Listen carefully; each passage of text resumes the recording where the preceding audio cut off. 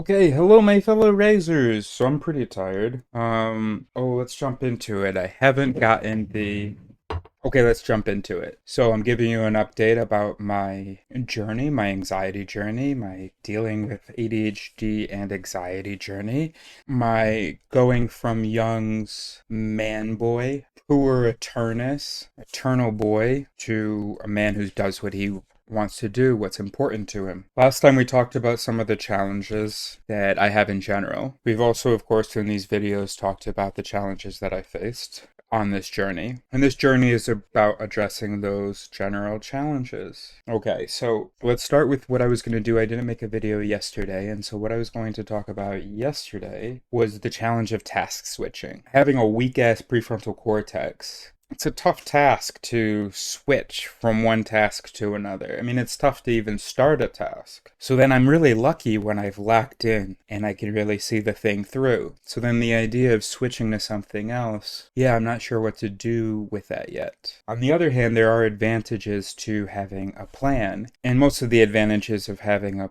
plan depend on that plan having weight, that plan having been respected in the past, so that there's pressure on me now to respect it.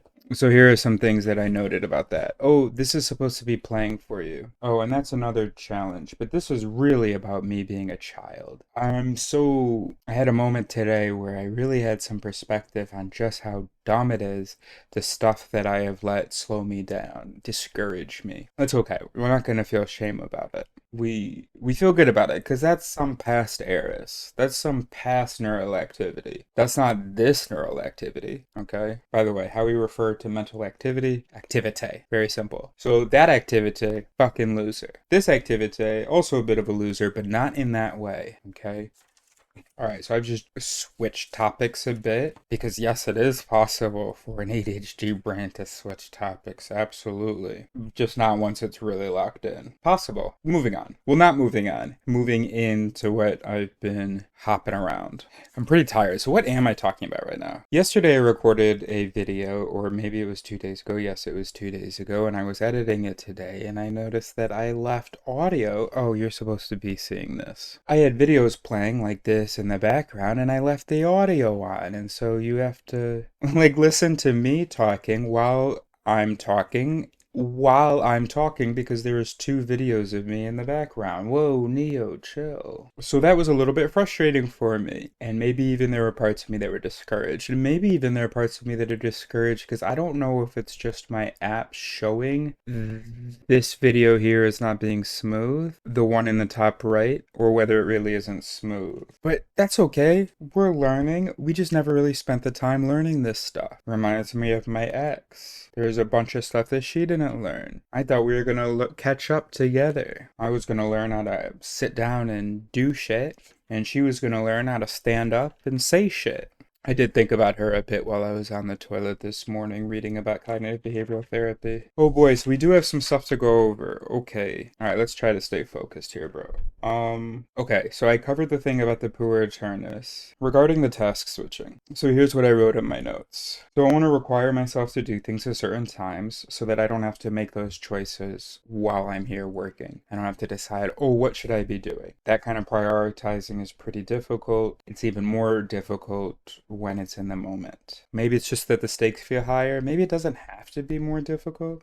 I won't necessarily know. It'll be difficult to actually prioritize correctly in a sense, but to just choose a task, maybe it feels more difficult because I'm right there about to do the task, and so, or whatever the potential task would be, and so maybe there's some anxiety involved. I don't know. But I do know that it's easier to set it out ahead of time, okay? So, right. So the aim of doing that is that then that task list can feel like an instruction, and that's a good thing. I'm starting working now on X because that's what my plan says. The other aim is that it doesn't feel endless. Oh, okay, I can start working on this because I'm only going to be working on it for an hour. And the third aim is to reduce distraction. So this way, oh, this folder is completely disorganized. Let me reorganize it. Oh wait, that's not what my task list says. The problem is that it breaks flow. So that's what happened today. So I was doing a really good job of typing up some notes that I had made during my shroom trip last month. And I've been doing something pretty cool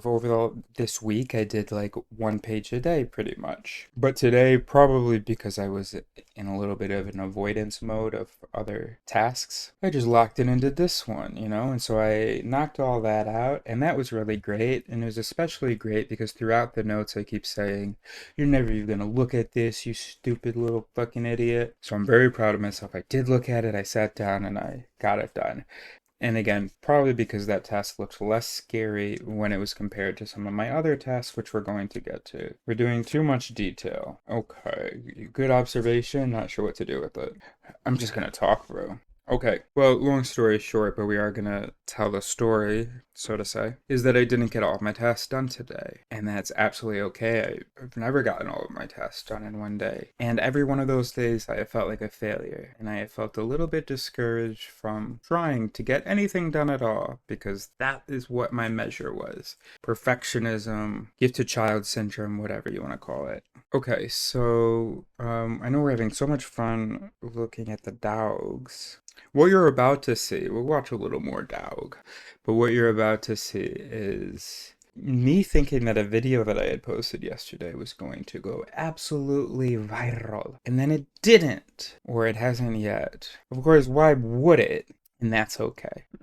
But there are parts of me that are like, oh my gosh. Well, so we're going to take a look at that. What matters is, am I happy with the video? I am very happy with the video. It's got some dog footage on it. It was a good idea of me to shoot myself, and then also the road.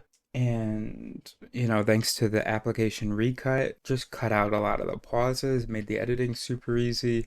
And I like the point that I made, so excellent. Yeah, nothing else to say about that. You can check it out. That's what I was going to say. The conflict video. Here is me checking out you not checking it out. This is accelerated by 1%. And you'll see actually at the beginning of this video here, when I went to it, it only had 1 view. That was from me. And then look at this. Look at this. Whoa! 2 views. Very exciting. So now it's like, more now, please. 8 minutes have gone.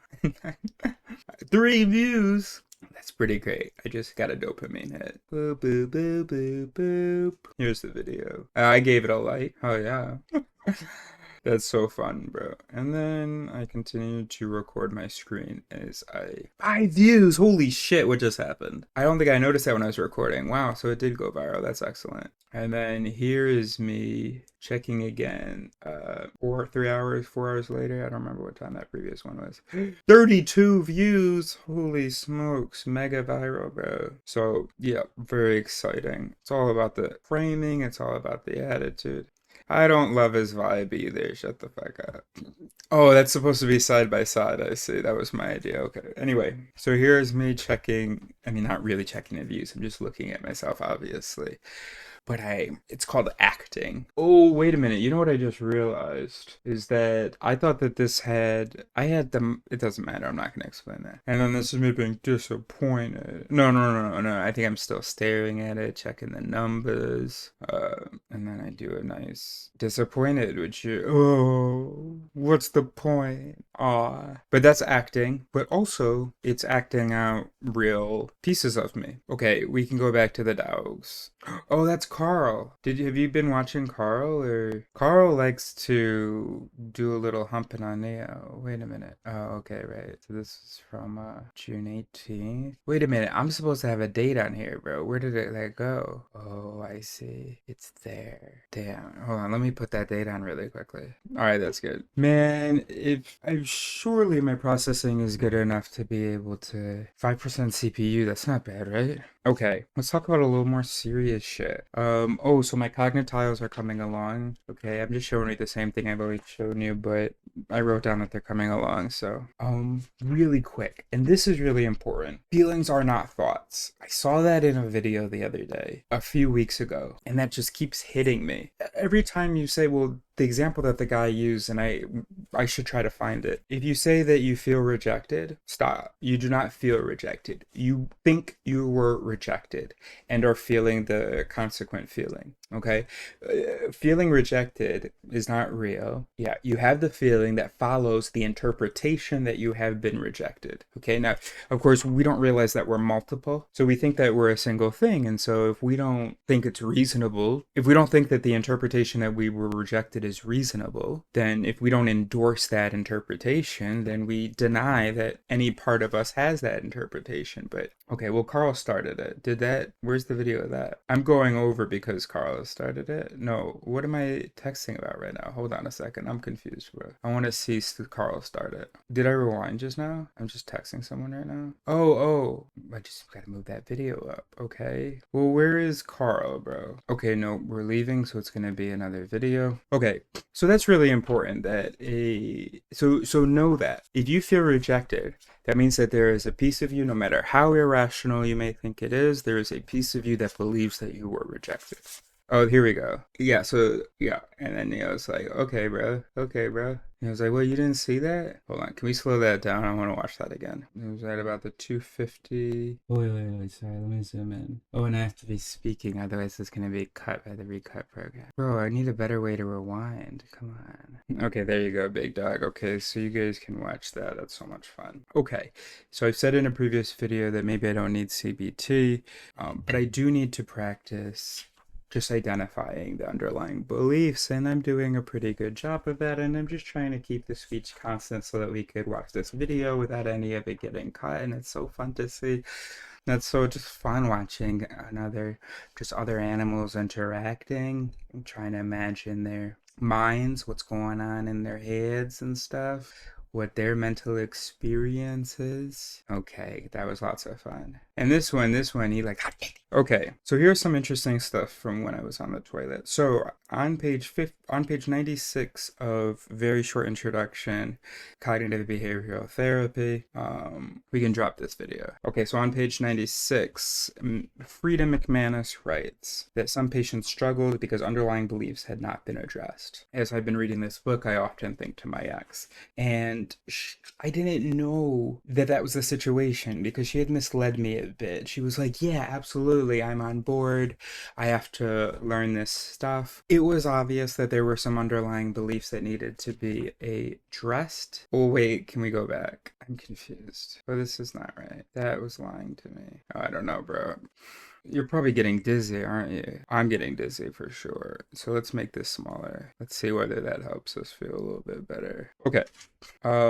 So first, I'm feeling regret. I'm picturing if I had been a better partner, a better source of support, that I'd be sitting there, I'd be asking her questions, more questions. I did have a few moments, but this would have been the main memory. It would have been, especially in the first several months, it would have been me trying to figure out her underlying beliefs. And I want to defend myself that I didn't realize that I was still figuring out that she had these underlying beliefs. I mean, I guess I just said that. But what I'm trying to say now is that from my perspective, like, how could you ever actually think that traveling would be actually dangerous or something? And I didn't adjust quickly enough she didn't necessarily think that traveling was dangerous, but she just never traveled. And there were other indications that she, again, I'm really disappointed if this is choppy. That's the word I was looking for. There were indications that she had beliefs that didn't really make sense and that this underlied her fears. So anyway, I just feel silly. I was always like, stop doing that, instead of, okay, and so why do you feel like you need to do that? Or, not even in a even less judgmental way. What concern does that behavior address? And again, just like in a really receptive way where it's not challenging. Okay, because if you do this, then this bad thing won't happen is the idea. Okay, I hear that. But that regret didn't really last very long. Very quickly, as it sort sort of has in this conversation, in this description, turned to me being mad about it. Fuck, didn't she say, but actually, I taught her that we are many different things, right? She can have thoughts and beliefs that she doesn't actually agree with. So anyway, so then that turned to anger. 4 pages later, I read the line, anger can be a defensive reaction in that it blocks the experience of more distressing emotions such as sadness or fear. So I've often thought of anger as a secondary emotion. Here it refers to it as a defensive reaction. Not I've thought of it. I know it as I've learned it as I've learned in psychology that we refer to it as a secondary emotion. It's so you're feeling an emotion like fear and because of some threat. So how are we going to deal with that threat? We can run or we can fight. And if we're going to fight, it would be really nice to have a little adrenaline boost from anger because that gives us some courage and so on. How dare they threaten me? I'm gonna fucking get them and I'm entitled to do that because anger makes you feel entitled. Dr. Frida McManus says, anger can be a defensive reaction in that it blocks the experience of more distressing emotions such as sadness or fear. So not only is it like a secondary one that helps you achieve something that you need to achieve, overcome the primary emotion by dealing with the threat, but also just it blocks it so that you don't experience it. Anger, again, you feel entitled. Even though anger is an unpleasant emotion, you don't feel like a victim. I mean, that's why, you'll hear people often, I think they're insecure, but you can just say they're normal human beings, and I would agree with that. You hear them say, no, I'm not hurt. I'm mad. I'm just annoyed, right? But you're mad because you're hurt, bro. No, I'm not hurt. I don't give a shit. I just am mad. So you do give a shit. So what's wrong with saying that you're hurt? There's nothing wrong with it at all. I would tell you I'm hurt if I was hurt. I'm just not hurt. Why do you want me to be hurt? Then I noticed my own underlying belief. So regarding the tasks, at the start of my day, I used my Saner.ai app and I said to the app, here are the things that I want to get done. I listed 8 things and I said I should also do these 2 other things because it's been months that I've been, supposed to do them every day and I haven't done them once. And that's 10 minutes of mindfulness and get on that guitar because I have free lessons for I'm halfway through the 4 months now. And Saner was like, oh no, Sky is the name of the AI in the app Saner AI. Sky goes, okay, type shit, but also, can you handle that, boy? How about instead just 6? Because if I will survive. I will learn from it. If you have been hearing this whole time audio from this mic twice, plus audio from whatever video has been playing, I will learn from that. I will grow from that. Anyway, so Sky says, okay, boy, that's so fun. But how about we just try to do these 6 things? And I was like, oh, no. I can do it. But it wasn't just that I was thinking that I can do it. It was that I was thinking that I have to do all 10. And yeah, that occurred to me as I was sitting on the toilet doing the first one, finishing the second to last chapter of this book. And yeah, it occurred to me, or parts of me were working on that anyway, and I was putting together what Dr. McManus was saying about underlying beliefs, and I was thinking about, and also as I was reading, I kept having new ideas. What if I made a video about this? I gotta think about this. I have to, research this. And it gets overwhelming, man. So at this point, I had a moment of overwhelm about all my projects and how much work I should put into like these videos, right? I'm doing what I can. I got some fun footage for you. Really high quality image, but maybe not because it's actually choppy because it's such high quality resolution. That's Shiva. Shiva's beautiful. I do want them to mate. Can we do that? And so Sky of Saner AI was offering me a lighter task list than what I'd told that I wanted to do. And that showed because I had the underlying belief that if that's all I do, then I'm not really productive because it's, all or nothing thinking, right? Black and white thinking. And so, the task list is inadequate. I won't be accomplishing what I think I need to accomplish today. And also, I'm inadequate. I'm not capable of just and getting everything in the world done, and that means that I'm never gonna get anything done, is what Francis says. Francis is tripping. Can we go back on this one? Is it frozen again, bro? If I pause it, so this must be like a CPU thing. I wanna see that specific video, bro. Oh, this is a fight. Did you already see this? This is a bit of a moment, and I got in there, bro. This giant schnauzer came out of nowhere. Neo already had what he had going on with Carl, but Carl's not trying to fight. Carl's just trying to mount. So neither of them is neutered. Oh, that may have been cut. Let me do that one more time. Okay, so here we go. So Neo goes up to the giant schnauzer. Neither of them is neutered. So Carl's like, okay, another big dog in the house. Okay, whatever. If he doesn't... Oh, they're both asking, you want smoke? You want smoke? I got smoke. Carl's like, no, you know what? I think I'm good, bro. Neil's like, yeah, because I'm good too, because otherwise Papa's going to get mad. Oh my God, Carl, I was just about to smoke this nigga. Now you come over, not a good time. So then Carl comes over and I hear the schnauzer growl. So now they're going at it. I grab him. Wow. People were impressed. So you don't see it, but I'm holding them like, well, you can't see me either, but you just imagine my hands are outstretched. I'm holding them like that. And I'm like, keeping them in my periphery. No, I'm not holding them anymore. I separate them, and I just kind of got my hands there ready. And I think I'm probably making contact, because otherwise I think that they would have gotten back together. Anyway, so that was an important realization, that I had this underlying belief that if I don't put in my task list every task I could possibly do, basically, or every task that occurs to me as important. And remember, I'm not great at prioritizing, and so things that are not important will seem just as important as things that are important to me. Okay. But then on top of that, whatever I do put down, if I don't finish it all, I'm feeling shame, right? And all this shit's really obvious, but I still think it's valuable for some people to hear it, because, yeah, I mean, I don't know that I would watch a video like this, but I would have benefited from seeing someone go through it and figure out all this obvious shit. But, like, I knew it, I guess, but I didn't know it. Meaning part of me would have said, yeah, yep, absolutely, that's true. But most of me is not using that knowledge. I think that might be it, bro.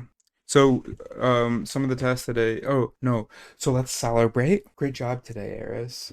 You got a lot done. You edited and published 2 videos. You transcribed those notes. You moved your camera there, and we like that. And put this camera here and the mic over here.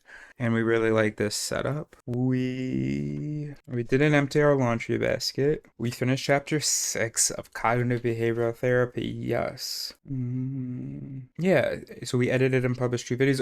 Oh, I said that we did the Sherm notes. Good. Oh, and then we set up these drawers so that we've got enough storage space for all of our cognitile stuff. And then the other Velcro boards, or loop fabric boards, they arrive today. I'm going to go to sleep now, but then they'll be here when I wake up tonight. And I'm going to be able to mind map shit using it's not very practical invention yet, but yeah, my invention.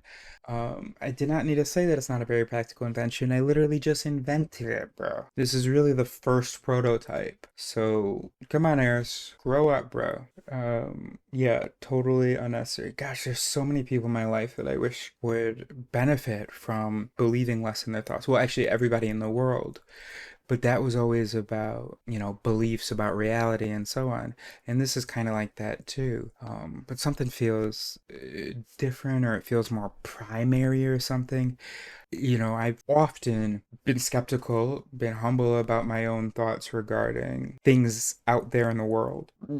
But skeptical really of my own thoughts when it wasn't like about another thing, but it was about it when it was a judgment. Skeptical of my own judgments. Skeptical of I don't know. I'll keep working on that. Okay, one more thing. So there was a woman that kind of seems perfect for me, but it be the first time, or the first of the first 100 times. I mean, it wouldn't be one of the first 100 times. I think it would probably be one of the first 1,000 times that I was wrong about that. that I was certain someone was my soulmate and then I was wrong. Call it being a child, call it autism, call it ADHD. And if we have a lot in common, call it me. And I'm gonna be so embarrassed about this when she doesn't even respond. I'm gonna be like, what were you thinking? You thought based on those messages that she sent you, based on that profile, that there was some magic, some destiny? Yes. Oh, laugh at me, roast me. So here's a video that I recorded. It's a bouncy bouncy because I was having trouble getting myself to do the writing. That was at 10 this morning, so that was 8 hours ago. By the way, I've been out of bed since 2 a.m. So it is time for bed, and I've been just working. So we can be so proud of me, and it would be so goofy to dock any points for not having done more. So great job, Eris. Anyway, what were we saying? We are looking at this video. That's awesome.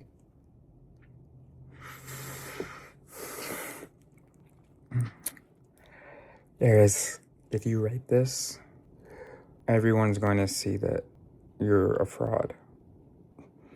You're going to have to accept that you have no future as a writer or a creative or anything, because if, like, the first draft that you write on this Saturday morning, like, surely, Aries, you understand that, like, creativity is constant and effortless, right? So if on this Saturday morning you, in your loneliness, write a poem to this Hinge girl, like, first of all, but then also second of all, you're going to find out that you have no creativity. Okay? That's what I'm scared of. Please don't do it. Sorry, Francis. Thank you for this conversation, because I almost did try to avoid it. I then avoided it. I was like, oh, right after I hit recording, I was like, oh, wait, let me just finish this real quick. And now it's bedtime. But I think I'm going to look at it as I'm lying there. And it's okay to say I'm going to try to work on it. See what happens. Okay, love you so much. Thank you. Bye.